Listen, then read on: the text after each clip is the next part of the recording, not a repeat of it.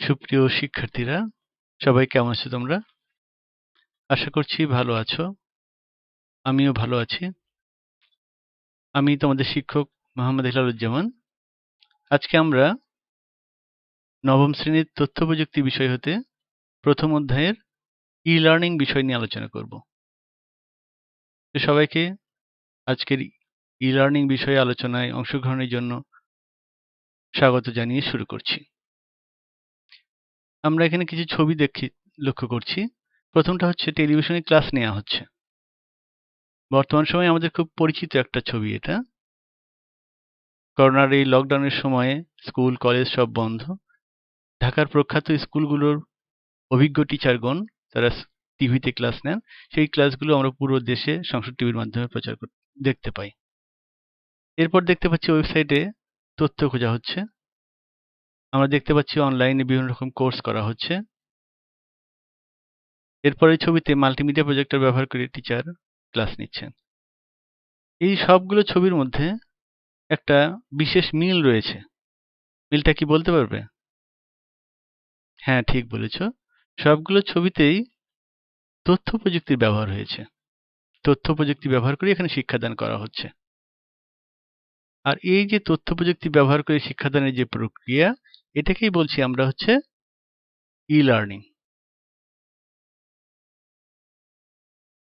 E-learning এমন একটা প্রক্রিয়া যার জন্য কোনো নির্দিষ্ট সময় থাকে না, কোনো নির্দিষ্ট বয়স থাকে না। যে কেউ যে কোনো সময় শিক্ষা গ্রহণ করতে পারে। এই যে আমরা আজকের ক্লাসটা করছি, এটাও ই-লার্নিং এরই অংশ। তো আমরা আজকে জানবো ই-লার্নিং ও আমাদের বাংলাদেশের প্রেক্ষাপট। প্রথমে আমরা জানবো ই-লার্নিং বিষয়টা কি।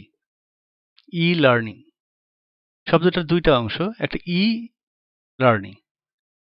ই এর পূর্ণ রূপটা হচ্ছে ইলেকট্রনিক। ইলেকট্রনিক বিষয়টা কি বুঝতে পেরেছো? ইলেকট্রনিক হচ্ছে ইলেকট্রিসিটি ব্যবহার করে যে যন্ত্রগুলো চালে বা চালানো হয় সেগুলো বলি আমরা ইলেকট্রনিক্স। ইলেকট্রিসিটি ব্যবহার করে যন্ত্রগুলো যেগুলো চলে। আর একটা হচ্ছে লার্নিং। লার্নিং মানে সবাই জানি আমরা, লার্নিং মানে হচ্ছে শিক্ষা। তাহলে দুইয়ে মিলে কি দাঁড়ালো? দাঁড়ালো ইলেকট্রনিক মাধ্যম ব্যবহার করে আমরা যে শিক্ষা অর্জন করি বা যে শিক্ষা দেওয়া হয় সেই ব্যবস্থাকেই বলছি আমরা ই-লার্নিং। বুঝতে পেরেছো সবাই? তো ই-লার্নিং এ ইলেকট্রনিক ডিভাইস ব্যবহার করি আমরা। তো সাধারণত যে উপাদানগুলো এখানে বেশি ব্যবহার হয় বা ব্যবহার করে থাকি আমরা, তার মধ্যে প্রথমেই বা সবচেয়ে বেশি ব্যবহার যেটা হয় সেটা হচ্ছে ক্লাসরুমে আমরা খুব দেখি মাল্টিমিডিয়া প্রজেক্টর। মাল্টিমিডিয়া প্রজেক্টরের মাধ্যমে আমরা কি করি? আমাদের বিষয়বস্তুকে পাঠকে খুব সহজ করে বাচ্চাদের মাধ্যমে স্টুডেন্টের কাছে আমরা উপস্থাপন করতে পারি, খুব সহজেই করতে পারি আমরা এটার মাধ্যমে। তো ফলে ই-লার্নিং এ একটা বড় ভূমিকা রাখে মাল্টিমিডিয়া প্রজেক্টর। এরপর সিডি-রম, বিভিন্ন প্রকার শিক্ষামূলক সিডি পাওয়া যায় বাজারে।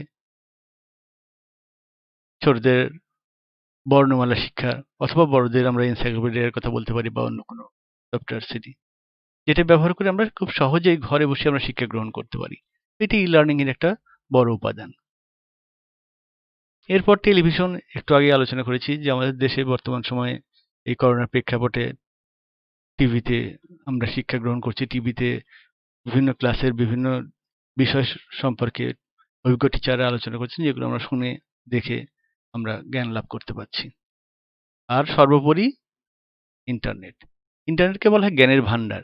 এখানে প্রচুর তথ্য, তোমার প্রয়োজনীয় যে কোনো তথ্য তুমি এখান থেকে গ্রহণ করতে পারো। উইকিপিডিয়া সবাই জানি, এখানে যে কোনো বিষয় সম্পর্কে আমরা এখানে জানতে পারি উইকিপিডিয়া থেকে। এছাড়া ওয়েলফার্ম আলফার কথা বলতে পারি, আমরা খান একাডেমির কথা বলতে পারি, যেগুলো বিশেষায়িত বিভিন্নভাবে টিউটোরিয়ালস দেওয়ার জন্য এবং বিভিন্ন ক্লাসের বিভিন্ন বিষয় সহজ করে উপস্থাপন করার জন্য।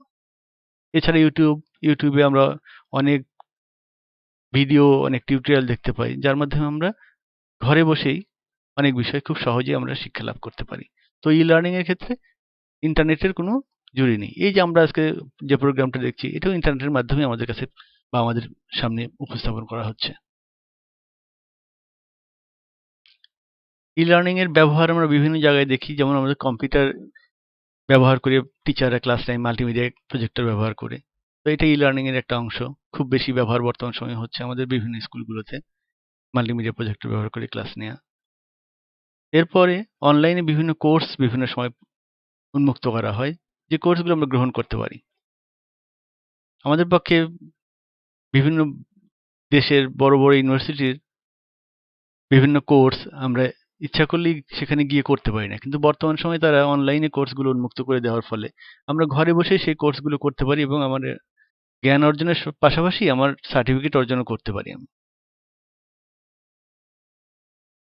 এরপর আমার যে কোনো প্রয়োজনে, যে কোনো সময়, যে কোনো তথ্যের প্রয়োজনে গুগল আমাদের সাথে আছে। আমরা যে কোনো বিষয়ের জন্য আমরা গুগল করতে পারি। গুগলে ঢুকে যে কোনো বিষয় সম্পর্কে লিখলেই মোটামুটি তার তথ্য চলে আসে। বিশাল জ্ঞানের ভান্ডারে প্রবেশের একটা দরজা বলতে পারি আমরা গুগল। আমরা আমাদের টিচাররা যেমন ক্লাস করাচ্ছেন, তেমনি করে টিচারের ক্লাসের পরবর্তীতে তার রেসপন্স করা, কমেন্টস করা, অথবা হোমওয়ার্ক দিলে সেই হোমওয়ার্ক তৈরি করে জমাও দিতে পারি আমরা ইন্টারনেটের মাধ্যমে। এটা ই লার্নিং এর অংশ। তো ই লার্নিং আমাদের শিক্ষা ব্যবস্থাকে সহজ করেছে। আমরা ক্লাসে যেটা ভালো বুঝতে পারছি না সেটা ইচ্ছে করলে পরবর্তীতে ভালো করে বুঝতে পারি। আবার যে টিচার আমি ক্লাস নিচ্ছি সেও আমার ওই বিষয়ের উপর দখলটা পরিপূর্ণ নিয়ে আসার জন্য আমি ই লার্নিং বা বিভিন্ন ওয়েবসাইট থেকে তথ্য নিয়ে বাচ্চাদের বা স্টুডেন্টদের কাছে আমি মানে উপস্থাপন করতে পারি। ফলে ই লার্নিং সব জায়গায় খুব জরুরি বর্তমান সময়ে। সুবিধাগুলো কি কি পাই ই লার্নিং থেকে? জটিল বিষয় সহজে প্রদর্শনের মাধ্যমে উপস্থাপন করা যায়।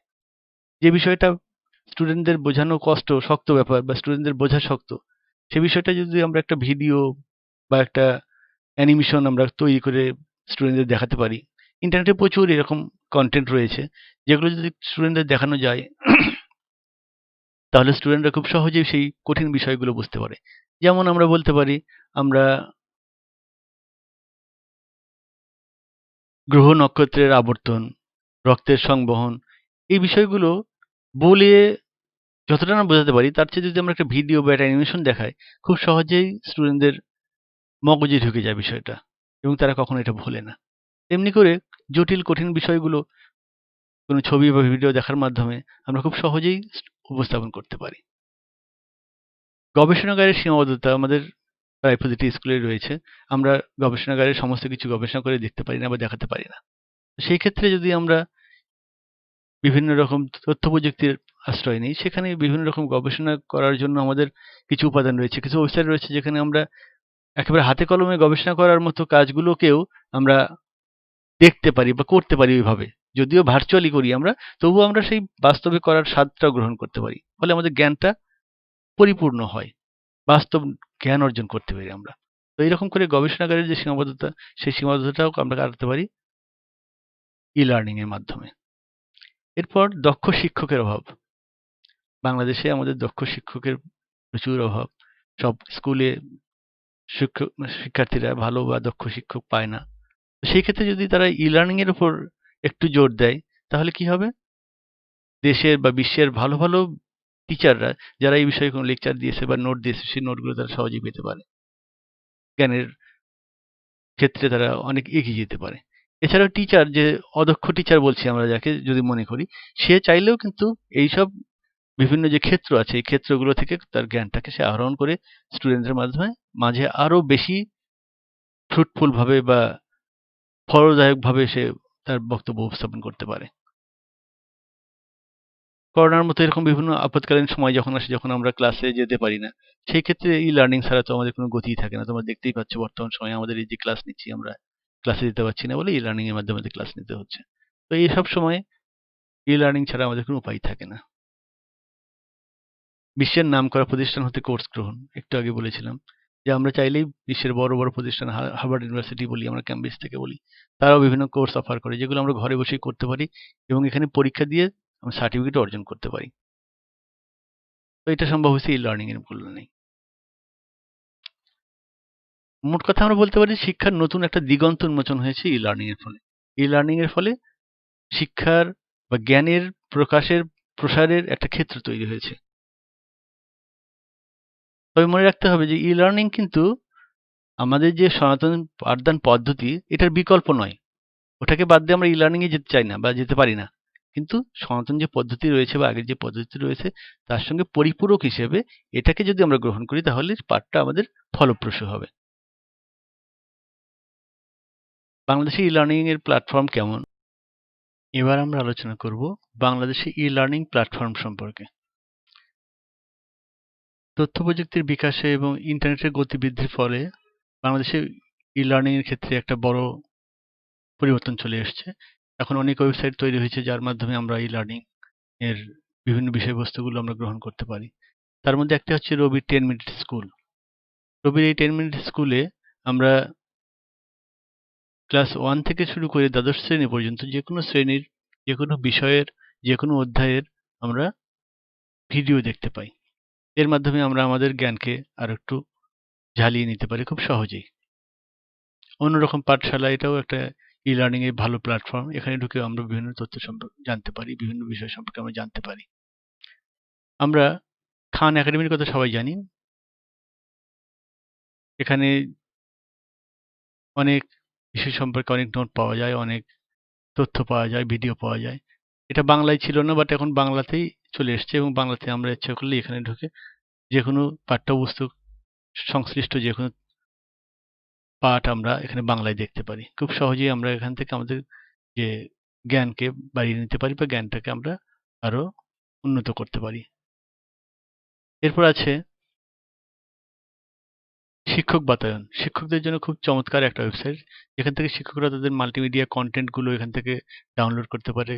নিজের কন্টেন্ট গুলো তৈরি করা কন্টেন্ট গুলো এখানে আপলোড করতে পারে। এটার ঠিকানা হচ্ছে www.teachers.gov.bd। এরপর মুক্ত পাঠ। এটাও খুব চমৎকার একটা ওয়েবসাইট যেখানে আমরা প্রয়োজনীয় তথ্যগুলো পেতে পারি। এটার ঠিকানা হচ্ছে muktopaath.gov.bd।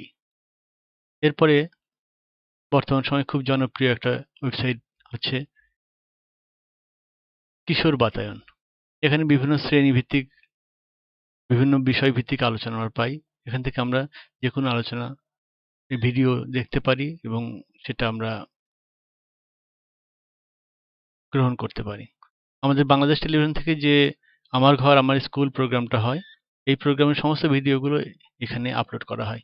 ফলে আমরা এখান থেকে যেকোনো ভিডিও ডাউনলোড করে দেখতে পারি সবসময়। এর ঠিকানা হচ্ছে www.connect.edu.bd। তো আজকে আমরা তথ্য প্রযুক্তির একটা বড় অবদান ই-লার্নিং নিয়ে আলোচনা করলাম এবং ই-লার্নিং এর বিভিন্ন ক্ষেত্র এবং সুবিধা অসুবিধা নিয়ে আলোচনা করলাম। আশা করছি তোমাদের এটা উপকারে আসবে এবং তোমাদের ভালো লাগবে। এই বলে আমি আমার আজকের বক্তব্য এখানে শেষ করছি। ধন্যবাদ সবাইকে। আর একটি কথা, তোমাদের যদি কোনো প্রশ্ন থাকে এই বিষয়ে বা এই বিষয়ে আর কিছু জানার থাকে অবশ্যই কমেন্ট করে কমেন্ট বক্সে আমাদেরকে জানাবে। ধন্যবাদ সবাইকে।